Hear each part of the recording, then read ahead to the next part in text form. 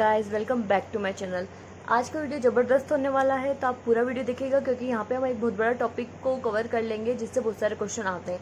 आज का टॉपिक है हमारा इंडियन ज्योग्राफी, जिसमें भी हम पढ़ने वाले हैं जनरल इंट्रोडक्शन अबाउट इंडिया। तो आप बने रहिएगा, पूरा वीडियो देखिएगा। अगर चैनल पर नए हो तो चैनल को सब्सक्राइब करिएगा, ज़्यादा से ज़्यादा वीडियो को लाइक कीजिए और शेयर किया कीजिए, जिससे कि सब्सक्राइबर्स बढ़े और वीडियो जल्द से जल्द आपके लिए आएँ। और इसके बाद नेक्स्ट टॉपिक में कवर करने की कोशिश करूंगी हमारा सी सेट, तो आप बने रहिएगा वीडियो के साथ। तो अब स्टार्ट करते हैं आज का हमारा टॉपिक, जो कि है हमारा इंडियन ज्योग्राफी चैप्टर 1, हमारा general introduction of India. India का जनरल इंट्रोडक्शन। मैं यहाँ पे बोलती भी जा रही हूँ, तो आप लोगों को जो समझ में ना आए वो लिख सकते हैं। जो डाटा है वो मैं राइट डाउन भी करने की कोशिश करूंगी। आप मेरी बातों को ध्यान से सुनेंगे तो आपको अच्छे से समझ में आ जाएगा। आई होप आपको सही से दिख रहा होगा, ये फोकस हो रहा है। हाँ, ठीक है। तो सबसे पहले स्टार्ट करते हैं कि भारत का जो है वो कौन से हेमिस्फीयर पे आता है या कितने लेटीट्यूड या लॉन्गिट्यूड। तो मैं हिंदी में बता रही हूँ, आप लोग नोट डाउन कर लीजिएगा। अगर किसी को दिक्कत आती है इंग्लिश मीडियम वालों को तो मुझसे पूछ सकते हैं, तो मैं उनको इंग्लिश में भी बोल के बता दूंगी, ठीक है। इसके बाद हम स्टार्ट करते हैं। सबसे पहला पॉइंट आप नोट डाउन करिए, भारत उत्तरी गोलार्ध में है। कौन से गोलार्ध में? उत्तरी गोलार्ध, मतलब कि हमारे नर्दर्न हेमिस्फीयर में है हमारा इंडिया। ये हेमिस्फीयर वगैरह ये सब हम जब वर्ल्ड ज्योग्राफी पढ़ेंगे ना, जब मैं आपको अच्छे से समझा दूंगी। अभी सिर्फ फैक्ट्स याद करने के लिए बात हो रही है। तो ये उसमें है, तो भी इसका कितने अक्षांश में फैला हुआ है ये, ठीक है, कितने देशांतर अक्षांश में फैला हुआ है ये। तो ये 8/4 से 37 डिग्री 6 मिनट उत्तरी अक्षांश और 68/7 से 97 डिग्री 25 मिनट पूर्वी देशांतर तक। ये बस आपको भी याद रखना और ऐसे ही याद करना है। आपको ये याद नहीं करना 8 डिग्री 4 मिनट, आपको याद करना 8/4 से 37 ये हो गया हमारा उत्तरी अक्षांश, और 68/7 से 9725 ऐसे याद करना है। या तो जैसे कि एक मोबाइल नंबर याद करते हो ना, वैसे याद कर लो, क्योंकि ऐसे आप याद करेंगे तो थोड़ी दिक्कत होगी। इसके बाद हम इसके आगे बढ़ते हैं कि क्या क्या इसकी इंपॉर्टेंस है और इंडिया की जो जो इंपॉर्टेंट क्वेश्चन इनमें से बनते हैं। तो सेकंड बड़ा पॉइंट आप लोग नोट डाउन कर लीजिएगा, एरिया। ये बिल्कुल बेसिक है और बहुत सारे बच्चों के ये क्वेश्चन गलत होते हैं। एरिया ऑफ इंडिया, इंडिया का एरिया कितना है? तो आप लिखते जाइए 32,87,263 स्क्वायर किलोमीटर, ठीक है। तो ये क्या हो गया हमारा 3287263। इसको ऐसे याद कीजिए आप, 3287263। तो आपको अच्छे से समझ में आएगा। अगर आप ऐसे याद करेंगे ना 32,87,263, तो आप एमपी का भी भूल जाएंगे और इंडिया का भी भूल जाएंगे। तो आपको याद कैसे करना पड़ेगा? 3287263, जैसे किसी का मोबाइल नंबर याद कर रहे हो, 3287263 स्क्वायर किलोमीटर्स। इसके बाद हम बात करते हैं और क्या फैक्ट्स है हमारे इंडिया से रिलेटेड। तो सबसे बड़ा फैक्ट ये है कि इंडिया विश्व का 7वां सबसे बड़ा देश है, ठीक है। इसके पहले के कौन से देश है उसकी मैंने ट्रिक बना रखी है, मैं ऊपर शेयर कर दूंगी जीके ट्रिक्स की प्लेलिस्ट, तो आप वहां से देख सकते हैं। तो इससे पहले कौन से बड़े देश है उनके बारे में, जो भी 6 देश है वो इस क्रम में है: रूस, कनाडा, चीन, यूएसए, ब्राजील और ऑस्ट्रेलिया। और 7वें नंबर पे कौन आ जाता है? हमारा इंडिया, ठीक है। और इंडिया के बाद एक और देश आता है अर्जेंटीना। ये आपको लुसेंट में भी मिल जाएगा। अगर आप लुसेंट से पढ़ाई कर रहे हो तो यहाँ से आपका अच्छे से रिवीजन हो जाएगा। तो अब बात करते हैं नेक्स्ट पॉइंट की। तो भारत का क्षेत्रफल जैसे कि हमने देख लिया 3287263, ये विश्व के क्षेत्रफल का, विश्व के एरिया का कितना है? 2.42% है, ठीक है। ये कभी कभी फैक्ट डायरेक्ट पूछ लिया जाता है एग्जाम्स में। तो एरिया हमने याद कर लिया। तो एरिया विश्व के एरिया का कितना परसेंट है? 2.42% है। जबकि जनसंख्या की दृष्टि से इंडिया सेकंड नंबर पे आता है। अभी जनगणना नहीं हुई, मुझे लगता है फर्स्ट पे ही आ गया होगा, बट अभी जनगणना नहीं हुई, तो उस अनुसार हमारा देश जनसंख्या की अनुसार दूसरे नंबर में आता है विश्व पे। तो उसी में जनसंख्या में परसेंट वाइज कितने पे आता है? तो जनसंख्या के प्रतिशत वर्ल्ड में हमारे इंडिया का कितना है? 17.5% है। और यूं हमारा सेकंड पोजीशन है, ठीक है। एरिया वाइज हमारा 7th पोजीशन है, लिखते जाइएगा। और पॉपुलेशन वाइज हमारा सेकंड पोजीशन है। इसके बाद हम आगे बढ़ते हैं जनसंख्या की दृष्टि से। जैसे कि आपको मैंने बताया कि भारत सेकंड नंबर पे, तो फर्स्ट नंबर पे कौन है? हमारा चीन। और थर्ड नंबर पे कौन है? हमारा यूएसए। तो ये बहुत इंपॉर्टेंट है, इसके अलावा ज्यादा याद कर रखने की जरूरत नहीं है, ठीक है। अब है विस्तार, भारत का उत्तर से दक्षिण और पूरब से पश्चिम विस्तार कितना है। उत्तर से दक्षिण मतलब कि आपको पता होगा नॉर्थ साउथ। जिसको याद नहीं रहता है इसे याद कर लिया कीजिए, सिर्फ याद करने को रहता है वी आपने याद कर लिया तो आपको पूरा याद है। उत्तर दक्षिण तो सबको मालूम रहता है, वी याद कर लीजिए क्योंकि इसमें कंफ्यूजन होता है ईस्ट वेस्ट की तरह। तो नॉर्थ से साउथ है हमारा, लिखते जाइएगा 3214 3214। या तो आप ऐसे याद कर सकते हैं 3214, तो भूल जाते हैं 3214 सब बच्चों को याद रहता है। और वेस्ट टू ईस्ट पूरब से पश्चिम है इसका 2933। ठीक है, तो आपको याद रखना है ये काय में है किलोमीटर, इसका विस्तार है ये। तो नॉर्थ से साउथ है ये 3214 और वेस्ट टू ईस्ट है 2933। तो आप लिखते जाइएगा। आई होप आपको अच्छे से दिख रहा होगा और यहाँ तक कि हमारे फैक्ट्स अच्छे से समझ में आ भी रहे होंगे आपको। उसके बाद बात करते हैं कि जो भारत है उसकी स्थल सीमा की लंबाई, स्थल सीमा जो कि लैंड बाउंड्रीज है उसकी लंबाई कितनी है। तो जो लैंड बाउंड्री है उसकी लंबाई 15,200 किलोमीटर है। ये मैं इसलिए बता रही हूँ, ये फैक्ट्स आ जाते हैं और ये आपको लूसेंट में भी मिल जाएंगे। तो आप नोट्स बना लीजिएगा बेसिक पॉइंट वाइज और बाकी इसका रिवीजन आप लूसेंट से कर सकते हैं। इसके बाद जो क्वेश्चन आता है कि इसकी तटीय मतलब जो सी एरिया या ओशियन एरिया है, जो भी तट वाले राज्य हैं उनकी लंबाई कितनी है। जो भारत का तटीय भाग है उसकी लंबाई कितनी है। तो उसकी लंबाई है 7,516.6 किलोमीटर।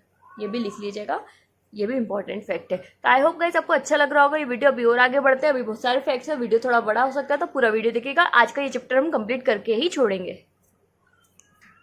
अब यहाँ तक हमने पढ़ लिया, इसके बाद बात करते हैं भारत के पड़ोसी देशों। मतलब अभी मैं लैंड बाउंड्रीज की बात कर रही हूँ, तो ऐसे कौन से देश है जिनकी भारत से सीमा लगती है। तो भारत की कुल 7 पड़ोसी देशों के साथ सीमा लगती है लैंड बाउंड्रीज। तो उनके नाम किस प्रकार है और क्रम वाइज बता रही हूँ मैं कि किससे सबसे ज्यादा और किससे सबसे कम लगती है। इसकी भी मैंने ट्रिक आप लोगों को पढ़ाई थी, अगर आपको याद ना हो तो आप वीडियो देख लीजिएगा, मैं ऊपर शेयर कर दूंगी ट्रिक वाली वीडियोज का प्लेलिस्ट। तो आप स्टार्ट करेंगे सबसे पहले हमारा बांग्लादेश, उसके बाद हमारा चाइना, सॉरी हमारा नहीं है, पाकिस्तान, नेपाल, म्यांमार, भूटान और अफगानिस्तान। अफगानिस्तान की थोड़ी सी बाउंड्री लगती कहाँ से, हमारे जो पीओके है उससे। ठीक है, तो वहाँ पे लगती है सबसे ज़्यादा बांग्लादेश की, सबसे कम अफगानिस्तान की। तो मैं सबसे ज़्यादा बाउंड्री आपको बता दूँ, बांग्लादेश की लगती है 4,096 किलोमीटर। ठीक है, पॉइंट में भी कुछ रहता है पर आप इतना बेसिक याद कर लेंगे तो आपको हो जाएगा। आई होप आपको अच्छे से दिख रहा है, 4,096 किलोमीटर। चाइना की 3,488 मतलब 3,488, आप नोट डाउन करते जाइए। पाकिस्तान की 3323 यानी कि 3,323। उसके बाद नेपाल की 1,751। उसके बाद म्यांमार की 1643। उसके बाद अफगानिस्तान की 106 किलोमीटर। तो आप इसको नोट डाउन कर लीजिएगा, आई होप आपने लिख लिया होगा अच्छे से। उसके बाद हम बात करते हैं समुद्री सीमा। जो समुद्र, ऐसे कौन से देश है जो समुद्री सीमा को टच करते हैं भारत की, उनके बारे में बात करते हैं। तो वो भी 7 देश है। तो आपको याद करना इजी हो जाएगा कि लैंड सीमा भी 7 देशों से लगती है और समुद्री सीमा भी 7 देशों से लगती है। तो वो 7 देश कौन कौन से हैं आप यहाँ पे लिख रही हूँ मैं, आप नोट डाउन कर लीजिएगा, जिनसे हमारी समुद्री सीमा लगती है। समुद्री सीमा है ना, ठीक है। तो समुद्री सीमा हमारी लगती है पाकिस्तान से, उसके बाद मालदीव से, उसके बाद श्रीलंका से, उसके बाद बांग्लादेश से, उसके बाद म्यांमार से। स्पेलिंग में बच जाइएगा, आप मेरी बातों को समझ के लिख लीजिएगा। म्यांमार से, उसके बाद थाईलैंड से, उसके बाद इंडोनेशिया से। तो आपको आई होप आपको यहाँ तक आपने लिख लिया होगा कौन कौन से देश है। मेरे को मैं बोल देती हूँ, Pakistan, Maldives, Sri Lanka, Bangladesh, Myanmar, Thailand and Indonesia. आपने नोट डाउन कर लिया होगा। इसके बाद हम बात करते हैं कि ऐसे कौन से देश है जिनकी भारत की थल सीमा से भी बाउंड्री लगती है और जल सीमा से भी लगती है। तो आप यहीं से मैच कर लीजिए आपको कौन कौन पकड़ में आ रहा है। तो हमारा एक पकड़ में आ गया पाकिस्तान, जिसकी लैंड बाउंड्री से भी टच हो रही है। ये लैंड बाउंड्री से हमारी, तो ये पाकिस्तान। उसके बाद हमारा पकड़ आया बांग्लादेश, उसके बाद हमारे पे आंकड़ा आया म्यांमार। तो ये रहा म्यांमार। तो ऐसे 3 देश हैं जिनकी जल और स्थल सीमा हमारे भारत से लगती है। कौन कौन से देश हैं वो, बांग्लादेश, पाकिस्तान और म्यांमार। तो आप लोग नोट डाउन कर लीजिएगा। उसके बाद हम आगे बढ़ेंगे और ऐसे ही इंपॉर्टेंट फैक्ट्स लिखते जाएंगे। आई होप आपको अच्छा लग रहा होगा और इंटरेस्टिंग वीडियो लग रहा होगा। नोट डाउन करते जाइएगा। मेरा यही कहना है, रीड, राइट एंड रिपीट। आपको नोट्स बनाने हैं, शॉर्ट नोट्स बनाने हैं जिनको आप बार बार रिविजन कर सके। इसके बाद ये जो हम पढ़ेंगे, आई होप आपको अच्छे से दिख रहा है, हाँ, इसके बाद जो पढ़ेंगे ये बहुत इंपॉर्टेंट है, तो इसको ध्यान से नोट डाउन कर लीजिएगा कि इंडिया का सबसे नॉर्थ पॉइंट कौन सा है। तो इंडिया का सबसे नॉर्थ पॉइंट है इंदिरा कॉल, और सबसे दक्षिण पॉइंट है इंदिरा पॉइंट। तो ये कॉल और पॉइंट में डिफरेंस हो जाती है, दिक्कत हो जाती है, मुझे भी हो जाती है बहुत बार, तो आप लोगों को अच्छे से याद रखना है। ऊपर वाला जो नॉर्थ में है वो जम्मू कश्मीर में है, उसका नाम है इंदिरा कॉल। कहाँ है वो? सबसे उत्तरी बिंदु इंडिया का जम्मू कश्मीर में, जिसका नाम है इंदिरा कॉल। और सबसे दक्षिणी बिंदु कौन सा है? इंदिरा पॉइंट, जो कहाँ है? हमारे बृहद निकोबार में। ये निकोबार और अंडमान आइलैंड के बारे में अलग से हमको पढ़ना पड़ेगा, जिसमें ग्रेट निकोबार, कार निकोबार वगैरह के बारे में, सबके बारे में अच्छे से जानकारी मैं आपको दूंगी, तो आप लोग कमेंट कर दीजिएगा, तो उसके बारे में हम अच्छे से पढ़ लेंगे, क्योंकि वहाँ से क्वेश्चन बन जाते हैं। इसके बाद हम बात करें सबसे वेस्टर्न, यानी कि हमारा सबसे पश्चिमी बिंदु कौन सा है? गुजरात में स्थित सरक्रिक। और सबसे पूर्वी बिंदु कौन सा है? तो वालांगू। कहाँ है वो? अरुणाचल प्रदेश। तो आई होप आपने ये नोट डाउन कर लिया होगा, क्योंकि ये बहुत इंपॉर्टेंट है, यहाँ से क्वेश्चन बन जाते हैं, तो आपको एक बार मैं रिवीजन करवा देती हूँ। सबसे नॉर्थ पॉइंट कौन सा इंडिया का उत्तरी बिंदु? तो वो है इंदिरा कॉल। कहाँ पे है? जम्मू कश्मीर में। सबसे दक्षिणी बिंदु कौन सा है? इंदिरा पॉइंट। वो कहाँ है? वो है हमारा बृहद निकोबार में। उसके बाद हम चलते, सबसे पूर्वी पॉइंट कौन सा है? वालांगू। कहाँ है? अरुणाचल प्रदेश में। सबसे पश्चिमी पॉइंट कौन सा है? सरक्रिक। कहाँ है? गुजरात में। तो आई होप आपने अच्छे से नोट डाउन कर लिया होगा और आपको अच्छे से याद भी हो गया होगा। अब हम पढ़ेंगे अंतर्राष्ट्रीय सीमा जो हमारे भारत से लगती है, जो इम्पोर्टेंट है उनके बारे में। तो कि भारत और चीन की जो सीमा बनाती है, उस रेखा का क्या नाम है? मैकमोहन रेखा। लिख लीजिएगा आप। मैकमोहन रेखा कौन सी रेखा है? जो भारत और चीन की सीमा बनाती है। भारत और चीन की सीमा को मैकमोहन रेखा कहते हैं। ठीक है, उसके बाद हम बात करेंगे भारत और अफगानिस्तान की। तो भारत और अफगानिस्तान की जो सीमा बनाती है वो कौन सी रेखा है? डूरंड। आप लोग नोट डाउन कर लीजिए, लॉकडाउन बोल रही हूँ मैं, नोट डाउन कर लीजिए, डूरंड रेखा। तो भारत और Afghanistan, India and Afghanistan. Guys मेरा पढ़ाने का तरीका इसलिए ऐसा है क्योंकि आप लोगों को थोड़ा अच्छे से समझ में आ जाता है। मैं कलरफुल पेन भी इसलिए यूज़ करती हूँ, आपको अलग से डिफ्रेंशिएट हो जाए।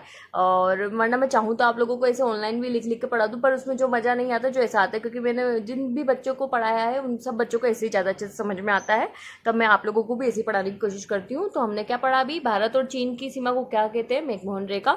और भारत और अफगानिस्तान सीमा का क्या नाम है? डूरंड रेखा। उसके बारे में बात करते हैं।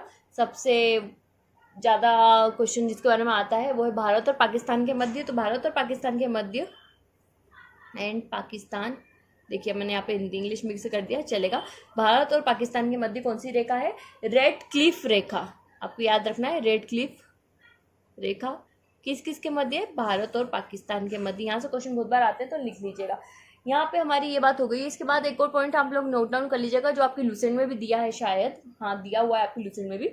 भारत और नेपाल के मध्य काली नदी सीमा बनाती है। भारत और नेपाल के मध्य कौन सी नदी सीमा बनाती है? काली नदी। ये आपको फैक्ट से मैं बीच बीच में जो बोल रही हूँ नोट डाउन करते जाना है, वरना आपको फिर ये मिस आउट हो जाते हैं और ये छोटे छोटे फैक्ट से क्वेश्चन आते हैं। इसके बाद हम आगे चलते हैं, जो भी थोड़े बहुत ऐसी फैक्ट्स आएंगे, रैंडम फैक्ट्स, जो आप नोट डाउन कर लीजिएगा। आपको इसे सीरीज टाइप का नहीं है, क्योंकि ये जनरल इंट्रोडक्शन है, तो इसमें कुछ भी कभी भी आ सकता है। इसके बारे में हम बात करते हैं आगे चल के। और इसके बाद अभी जैसे हमने हमारी स्थल सीमा वालों की बात करी थी, ऐसे एक जलीय सीमा से हमारा देश लगता है श्रीलंका। तो श्रीलंका भारत से कौन सी सीमा या कौन सी संधि के तहत अलग होता है? तो वो पाक संधि के तहत अलग होता है। इसलिए पाक संधि से बहुत सारे बच्चे बार बार पाकिस्तान में कंफ्यूज होते हैं, तो नहीं, श्रीलंका से भारत का ऐसे अलग होता है? पाक जल संधि से। तो ये पाक स्टेट जो है, स्टेट बोलते हैं उनको, संधियों को, जल संधियों को। तो पाक स्टेट से कौन अलग होता है? इंडिया और श्रीलंका। तो इंडिया और श्रीलंका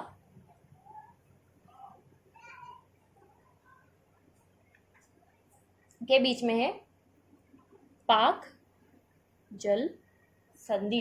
ठीक है, आप आई होप आप लोगों ने लिख लिया होगा कहाँ से अलग होती है। इंडिया और श्रीलंका कैसे अलग होते हैं? पाक जल संधि से अलग होते हैं। ठीक है, इसके बाद हम आगे बढ़ते हैं। आप लोग नोट डाउन करते जाइएगा कि भारत का जो मानक समय है, जैसे कि पता है आपको विश्व का मानक समय लंदन के ग्रीनविच से लिया गया है, 0 जहाँ पे माना गया है। उसके बारे में हम जब वर्ल्ड ज्योग्राफी पढ़ेंगे मैं आपको तो पढ़ाऊंगी। तो ऐसे इंडिया का कहाँ माना गया है? तो भारत का मानक समय इलाहाबाद के निकट मिर्जापुर से गुजरने वाली 82.5 पूर्वी देशांतर रेखा को माना गया है। ठीक है, ये थोड़ा बड़ा पॉइंट है तो आप लोग लिख लीजिएगा। मैं एक बार बोल देती हूँ आप लोगों को। भारत का मानक समय इलाहाबाद के निकट मिर्जापुर से गुजरने वाली 82.5, आपको ऐसे लिखना है, जो ये पूर्वी देशांतर जाता है, इनके बारे में हम पढ़ेंगे अच्छे से, उसी रेखा को माना गया है। तो कौन सी रेखा को माना गया है, कहाँ से जाती है ये, इलाहाबाद के मिर्जापुर से, है ना। ठीक है, आप लोग लिख लीजिए ये, इसको क्या माना गया, हमारा मानक समय। तो यहाँ पे मैं लिख देती हूँ ताकि आप लोग नोट डाउन करें तो आपको अच्छे से याद रहे। मानक समय कहाँ से लिया है, भारत के इलाहाबाद के मिर्जापुर से गुजरने वाली 82.5 डिग्री पूर्वी देशांतर रेखा को क्या माना गया, हमारे भारत का मानक समय माना गया है। इसके बाद इसके बारे में खास बात क्या है कि ये ग्रीनविच लंदन का जो मतलब जिसको 0 डिग्री है वो उससे कितने घंटे आगे है, तो ये 5.5 घंटे आगे रहता है। कितने, 5.5 घंटा आगे है। मतलब अगर वहाँ 12 बज रहे हैं तो हमारे यहाँ 5:30 बजेंगे। ठीक है, ऐसे ये क्वेश्चंस आते हैं पर IAS में, यूपीएससी के एग्जाम में आते हैं, अपने MPPSC में नहीं पूछे जाते थे डीप क्वेश्चन। फिर भी आप लोगों को मैंने बता दिया कि ग्रीनविच से कितना आगे है, ये आगे है 5.5 घंटा। अगर वहाँ पे 5:30 बज रही है तो हमारे इंडिया में 12 बज रही होगी, तो आपको ये नोट डाउन कर लेना है। इसके बाद हम आगे चलते हैं कि ये जो कर्क रेखा है, विषुवत रेखा है, ये हमारे भारत के कोई कोई से राज्य से होकर गुजरती है ना। जब हम MP का पढ़ेंगे उसके बारे में मैं आपको अच्छे से और बताऊंगी, बट अभी सिर्फ राज्य के बारे में पढ़ेंगे। तो अभी हम इसके बारे में बात करते हैं, तो आप हेडिंग डाल लीजिए, ये जो रेखा है। अभी हम पहले बात करेंगे कर्क रेखा के बारे में, और उससे पहले मैं आपको बताना चाहूंगी कि ये जो हमारी पूर्वी देशांतर रेखा, क्योंकि मैं बाद में बताऊंगी, सच अभी मैं यही आपको लिखा हुआ है तो बता दूं, ये रेखा कौन कौन से राज्य से होकर गुजरती है। जो हमारी मानक समय की रेखा है 82.5 डिग्री रेखा, जो हमारी पूर्वी देशांतर है, वो हमारे 5 राज्यों से होकर गुजरती है। कौन कौन से, इलाहाबाद में है तो यहीं से आप समझ गए होंगे यूपी, इसलिए मैं कहती हूँ मैप से आप थोड़ा बहुत पढ़ लिया कीजिए ताकि आपको अच्छे से समझ में आ जाए कि यूपी के पास क्या है और कहाँ से कैसे ये रेखा गुजर रही है। तो मैप से क्या होता है आप लोगों को अच्छे से समझ में आ जाएगा।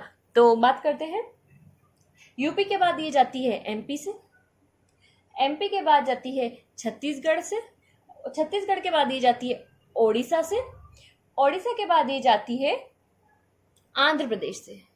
ठीक है, आप लिख लीजिए कौन कौन से 5 राज्यों से जाती है ये, यूपी, MP, छत्तीसगढ़, ओडिशा और आंध्र प्रदेश। आई होप आपने लिख लिया होगा और आपको समझ में भी आ गया होगा कौन सी रेखा, हमारी मानक समय रेखा, जो कि 82.5 डिग्री है, ग्रीनविच से 5.5 घंटा आगे है। कौन कौन से राज्यों से होकर गुजरती है, 5 राज्यों से होकर गुजरती है, यूपी, MP, छत्तीसगढ़, ओडिशा और आंध्र प्रदेश। अब यहाँ से हम आगे बढ़ेंगे और आगे का टॉपिक कवर करते हैं।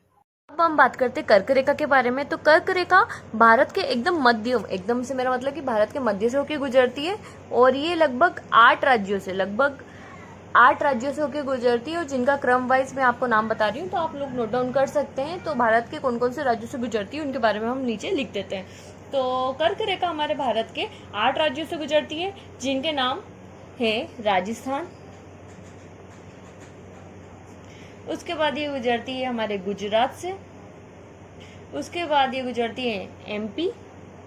यहाँ पे याद रखने की बात है, इसलिए मैंने बोला था कि आपको MP पढ़ाते वक्त बताऊंगी।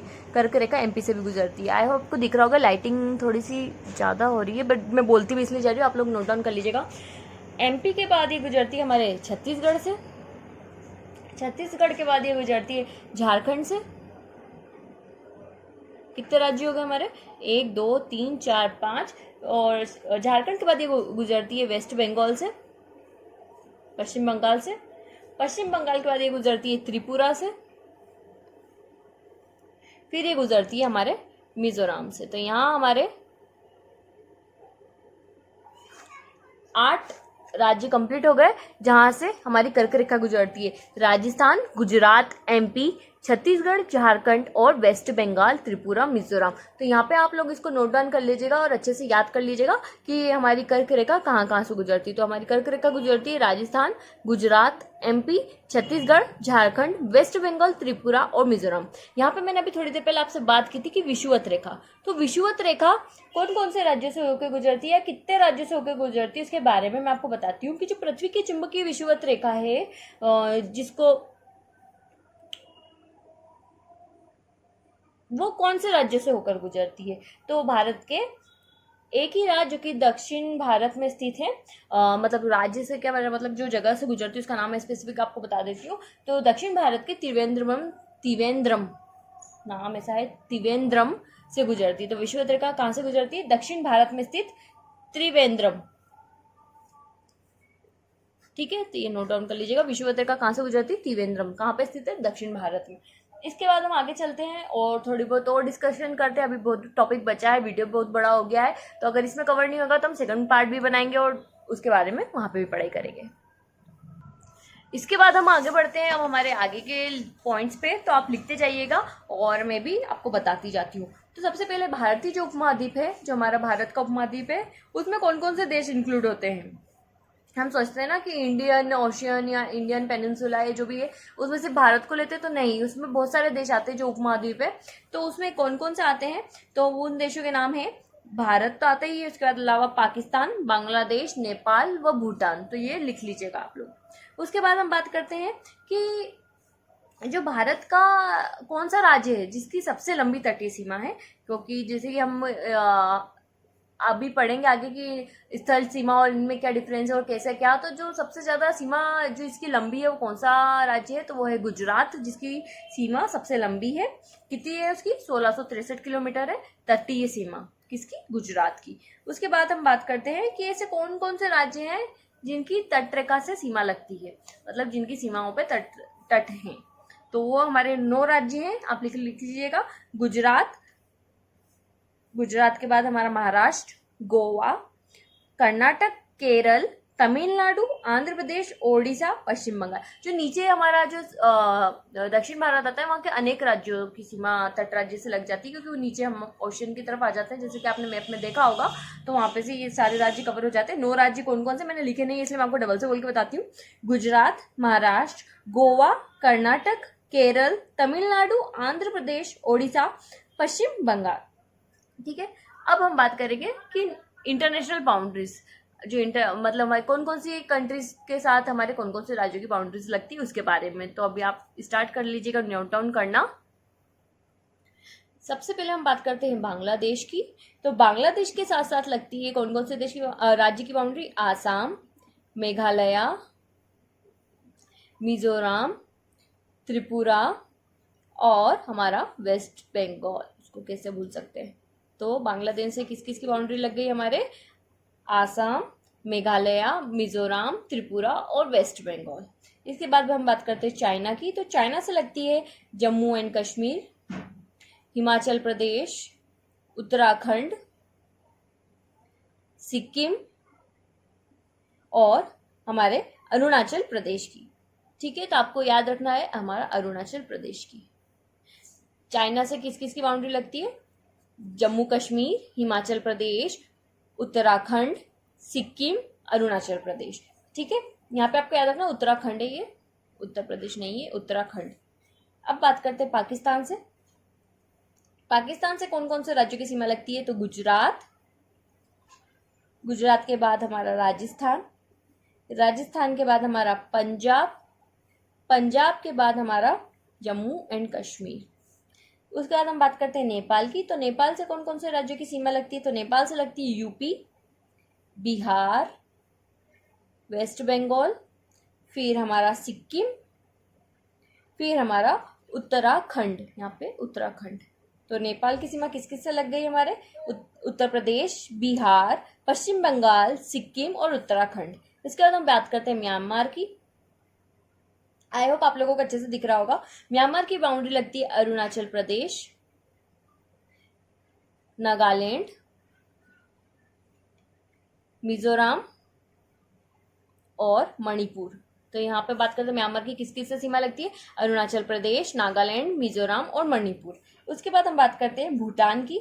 भूटान की सीमा कौन कौन से राज्यों से लगती है? सिक्किम, फिर हमारा आसाम, ठीक है, फिर हमारा वेस्ट बंगाल और हमारा अरुणाचल प्रदेश। एक बार मैं बता देती हूँ आपको, भूटान की सीमा कौन कौन से राज्यों से लगती है? सिक्किम, आसाम, वेस्ट बंगाल और हमारा अरुणाचल प्रदेश। इसके बाद हम बात करते हैं अफगानिस्तान।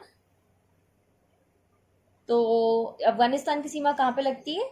ये जम्मू कश्मीर से, जो कि पीओके हमारा पाक अधिकृत है, जो अभी पाक का कब्जा है या जो भी वहाँ पे अभी चलता रहता है, वो उससे हमारे अफगानिस्तान की सीमा लगती है। कितने किलोमीटर लगती है? 106 किलोमीटर। तो ये भी आप याद रख लीजिएगा, ठीक है। तो अभी हमने क्या पढ़ लिया, हमारी जो कौन सी सीमा, स्थल सीमा कौन कौन से राज्यों से लगती है। अब हम बात करेंगे हमारे जल सीमाओं के बारे में थोड़ी बहुत। जैसे कि जल सीमा के बारे में हमने पहले भी लिखा है, गुजरात राज्य की तटरेखा सर्वाधिक लंबी है, आप ये भी लिख लीजिएगा। और इसके अलावा अब हम आगे चलते हैं नेक्स्ट टॉपिक पे हमारे, जो कि है हमारे ऐसे फैक्ट्स, यूजुअल फैक्ट्स जो कि एग्जाम में आते हैं, तो आप नोट डाउन करते जाइएगा कि जो सिक्किम राज्य है हमारा, ये ऐसी फैक्ट्स है जो कि आप यहीं से पढ़ के रख सकते हैं। सिक्किम राज्य, इसकी सीमा कौन कौन से लग रही है? नेपाल से लग रही है, भूटान से लग रही है, और कौन से राज्य से लग रही है? चाइना से लग रही है। तो ये थोड़े से क्वेश्चन है जो आ जाते हैं एग्जाम में odd one out find out करने के लिए। तो अब आगे बात करते हैं, ये मैंने आपको अभी लूसेंट में था एक, तो मैंने आपको बता दिया। इसके अलावा बात करते हैं इंपॉर्टेंट फैक्ट कि तीन ओर से बांग्लादेश से घिरा एकमात्र राज्य कौन सा है? त्रिपुरा। आपको यहीं से फैक्ट मिल जाएगा और याद भी कर सकते हैं। तीन ओर से घिरा हुआ है, त्रिपुरा दिख रहा है, तो ये कहां से घिरा हुआ है? तीनों ओर से घिरा हुआ है। जो भी घिरा होगा जहां से भी, तो किससे घिरा हुआ है? सॉरी, ये बांग्लादेश से घिरा हुआ है, ठीक है। तो त्रिपुरा एकमात्र राज्य ऐसा है जो तीनों ओर से बांग्लादेश से घिरा हुआ है। उसके बाद हम बात करते हैं कि अगर ये बांग्लादेश से घिरा हुआ है तो ये कौन से राज्यों से जुड़ा हुआ है? तो असम और मिजोरम से जुड़ा हुआ है, तो इसलिए ये हमारे इंडिया के कनेक्शन में है, वरना ये तीन साइड से तो बांग्लादेश से जुड़ा हुआ है। तो असम और हमारे मिजोरम से जुड़ा हुआ है ये। इसके बाद बात करेंगे थोड़े बहुत ऐसे इफेक्ट्स रैंडम से जो आप लिख सकते हैं, और अगर आप चाहें तो हम उसको नेक्स्ट वीडियो में कवर करेंगे। मुझे लगता है वीडियो बहुत बड़ा हो गया है, इसके अलावा भी बहुत सारे फैक्ट है, क्योंकि इंडिया इज वास्ट कंट्री, बड़ी कंट्री है, तो इसके फैक्ट्स भी बहुत ज्यादा होंगे। जब हम एमपी में इतने फैक्ट्स पढ़ सकते हैं, इतने पढ़ चुके हैं, तो इंडिया के फैक्ट्स तो बहुत ज्यादा ही होने हैं। तो आई होप आप लोगों को वीडियो अच्छा लगा होगा और फैक्ट्स आपके काम के हैं। आप लोग इसको नोट डाउन करके नोट्स बनाइए और एक जगह पे लिखते जाइएगा। ये नोट्स ऐसे बनाइएगा कि एक ही कॉपी में बने, ताकि आपको ज्योग्राफी एक ही जगह पे मिले। मैं जो पढ़ा रही हूँ उसके बाद आप और कहीं से भी पढ़ रहे हैं या आप इसका ही रिवीजन कर रहे हैं, आप नोट्स बनाते जाइएगा, अच्छे से पढ़िएगा। और अगर आपको वीडियो अच्छा लगा हो तो लाइक कर दीजिएगा, चैनल को सब्सक्राइब कर दीजिएगा, कमेंट करके बताइएगा वीडियो कैसा लगा और कौन से टॉपिक पे आप वीडियो चाहते हैं। जिस टॉपिक पे सबसे ज्यादा कमेंट्स आएंगे हम नेक्स्ट वीडियो उसी टॉपिक पे बनाएंगे, और अगर कमेंट्स नहीं आते हैं